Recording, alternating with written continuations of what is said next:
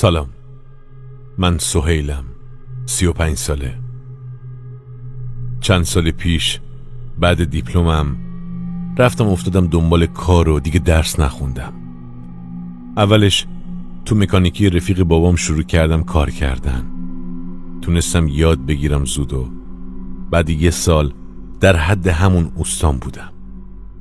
ماشینا رو من باز میکردم و میبستم و همه زحمتاش واسه من بود، اما فقط 1/3 پولش استان میداد به من. یه بار بهش گفتم اوستا این مقدار واسه مزد من کمه، حداقل 2/3 بده. گفت نه، من یادت دادم، بعدم اجاره مغازم هست و نمیخوای برو. منم اون وقتا اول جوونیم بود و قد بودم، ول کردم و اومدم خونه. بابا و مامانم شروع کردن نصیحت کردن و غر زدن که چرا برگشتی، اشکال نداره، وایسا چند سال کار کن، پولاتو جمع کن، یه مغازه بگیر و خودت کار کن. اعصابم ریخت به هم. از خونه زدم بیرون و بی‌حوصله تو خیابون راه میرفتم. یکی از رفیقامو وسط راه دیدم، باهاش سلام و تعارف کردم و مسیرمون یکی بود. تو راه با هم حرف زدیم. بهش گفتم بیکار شدم و خانوادم غر میزنن و نمیدونم چی کار کنم. گفت من تو شهر بازی اپراتورم، تو هم بیا اونجا کار کن. حقوقش زیاد نبود اما بهتر از بیکاری بود. داستان اصلی از وقتی شروع شد که پامو تو اون شهر بازی گذاشتم. رفتم تو شهر بازی و 1 ماهی از کار کردنم تو اونجا میگذشت. توی این ماه دوم بود که بیشتر شبا میدیدم یه دختره با دوستاش خیلی از شبا میان اونجا. تعجب کرده بودم، بیکارن که هر شب میان، یعنی علافن، یعنی پولشو از کجا میارن؟ یه شب که اومد نزدیک و گفت 4 نفر حساب کن. وقتی کارتشو زدم گفت اسمت چیه؟ گفتم سهیل. تو اسمت چیه؟ گفت عاطفه. گفتم هر شب میای اینجا؟ گفت بیشتر شبا میام. گفتم خسته نمیشی هر شب؟ گفت آخه بیکاریم شبا، میایم اینجا هم خوش میگذرونیم هم حوصلمون سر نمیره. بعد اینکه تایم بازیشون تموم شد اومد گفت نمیایی با ما شام بخوری؟ گفتم نه، تایم کاریمه، نمیتونم بیام. گفت خب کی آف داری؟ گفتم 3 شنبه ها. گفت بیام دنبالت میای بیرون؟ قبول کردم. 3 شنبه که اومدن دنبالم خودش بود و 3 تا دختر دیگه. رفتیم بیرون و شام خوردیم و رفتیم توی شهر بازی و حسابی خوش گذروندیم. قرار شد هر 3 شنبه که من آف دارم بریم بیرون و بیشتر شبا هم بیان اونجا تو شهر بازی خودمون. کم کم با هم خیلی رفیق شدیم. بعد یه مدت از عاطفه خوشم اومده بود. تصمیم گرفتم ازش خواستگاری کنم یا پیشنهاد بدم 1 سال دوست باشیم، بعدش با خانواده ها در میون بذاریم. بهش گفتم بیا با هم دوست باشیم واسه آشنایی، بعدم واسه ازدواج. عاطفه یکم تفره رفت و با بی‌تفاوتی گفت باشه فعلا. یکم به هم ریختم اما چیزی نگفتم. چند وقتی گذشت و من خیلی وابسته شدم بهش. خلای تنهاییم با وجود عاطفه پر شد. هر روز فکر میکردم چجوری یه خونه جور کنم، چجوری بتونم طلا بخرم براش.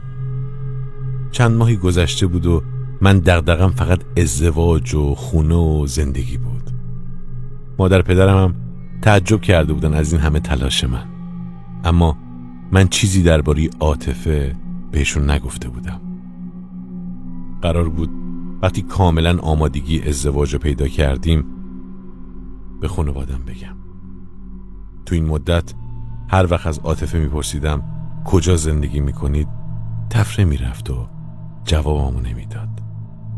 بهش گفته بودم من بالا شهری نیستم و برام مهم نیست کجا زندگی میکنین و حتی اگه بالا شهری و منو نمیخواد بهم بگه، اما باز هم تفره میرفت. اذیت میشدم از تفره رفتنش، اما عشقش گورم کرده بود. یه روز قرار گذاشتم باش که بریم بیرون. براش سورپرایزی انگشتر نامزدی بخرم. وقتی رفتیم بیرون ساعت 5 عصر بود. خیلی عجله داشت، میگفت باید برم تا ساعت 6 خونه باشم. تعجب کرده بودم که چرا میخواد بره خونه. مگه ما با هم قرار نداریم؟ شک بدی تو دلم افتاد.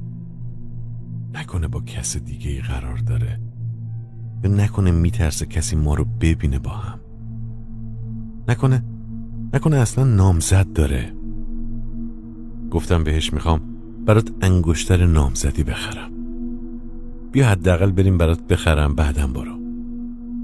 خیلی اصرار کرد که نه و هرچی دوست داری بخر و من دوست دارم سلیقه خودت باش و از اون اصرار و از من انکار. ساعت حدود 6 شد و چند لحظه‌ای گذشت که دیدم چشماش قرمز شد و شروع کرد لرزیدن. دهنش انگار چاک بخوره، کنارش یه ترک بزرگ خورد.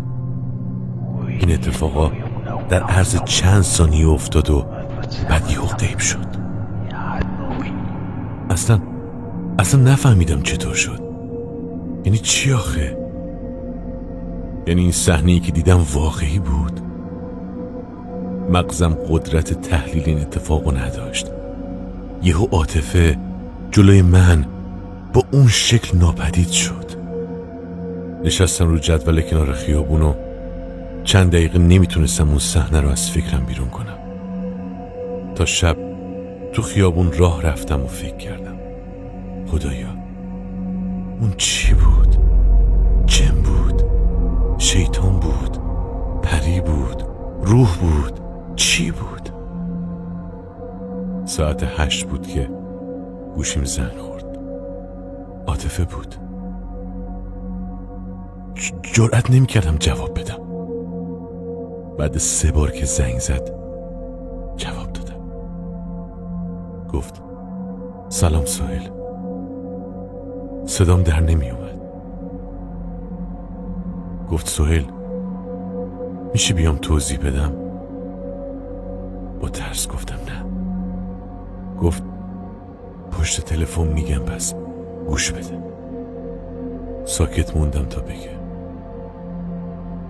گفت سهیل من و دوستام آدم نیستیم، جنیم. جنای بدی هم نیستیم. من متاسفم که ترسیدی، که اذیتت کردم، که با احساساتت بازی کردم. به خاطر همین بهونه می آوردم. منم ازت خوشم میاد، اما من از سوار جنم. تو 1 ساعتی میتونم پیش آدم ها باشم و بعدش باید برگردم تو دنیای خودمون. وقتی این حرفا رو میزد من به حدی بدنم میلرزید که نمیتونستم رو پام وایسم. نشستم دوباره وسط بولوار. بعدش گفت همین، منو ببخش، من نمیخواستم اذیتت کنم و بعد قطع کرد. انقدر ترسیده بودم که تا 2 روز نمیتونستم حرف بزنم و بعد از اون به لکنت افتادم. از آدمای جدید میترسیدم و نمیتونستم با کسی ارتباط برقرار کنم. شبا که میخوابیدم قیافه اون روز عاطفه میومد جلوی چشمم. کلی روان درمانی کردم تا تونستم اون اتفاقو فراموش کنم، اما تا الان نتونستم ازدواج کنم.